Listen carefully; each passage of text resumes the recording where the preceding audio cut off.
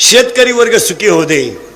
आणि पाया पडून सांगतो, शेतकऱ्याच्या आयुष्यामध्ये दोन गोष्टी वाईट आहेत, नाही तर शेतकरी सगळ्यांचा बापच आहे. एक, फक्त शेतकऱ्याचं जगणं निसर्गाच्या अधीन असल्यामुळं त्याची अक्कल बंद झाली आणि त्याच्यामुळं तुम्हाला भांडवल झालं रे. तुम्ही सगळ्या लोकांनी कोणाचं भांडवल केलंय? शेतकऱ्याचं.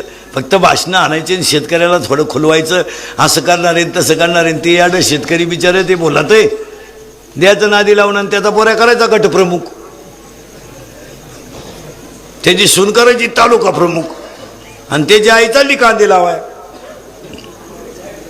ते शेतकऱ्याच्या पोरांना वापरून घेतलं. 22, 23, 30 वर्षाचे टोणगे लोकांचा प्रचार करीत हिंडा. त्यात निर्लज्ज अवलादीचे, त्यांना लाजा नाही, आबरू नाही.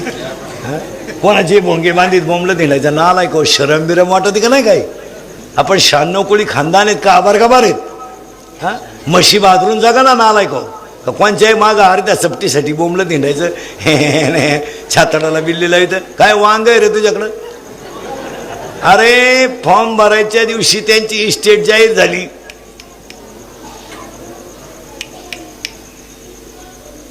टीव्हीला आयुष्य जाईल आपलं, मोजता येणार नाही एवढी आहे. आपल्याकडे काय आहे रे टोन? घ्या काय आहे तुझ्याकडं? 2-4 हजाराचा मोबाईल, 2,000चा बूट, छाताडाला बिल्ला, पेट्रोल तर दुसऱ्याच टाकीतोय, चालला रॅलीला, पंक्चर काढाय पैसे आहेत तुझ्याकडे?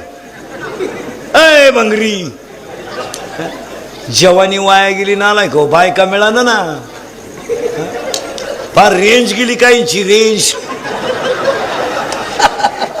काहींचा तर डिस्प्लेच गेला, चित्रच दिसा मिळालं. मिशा काढायच्या आणि कपडे बांडे कपडे घालून क्वाटरी प्यायच्या नालाय का? 22 आणि 24. महाराज हसण्यावारी गोष्टी नेऊ नका. हिंदुरीकडचे कीर्तन आहे. 22ला आणि 23ला क्वाटरी प्यायच्या नालाय का? आयुष्यभर बापाने काय पाप केलं रे?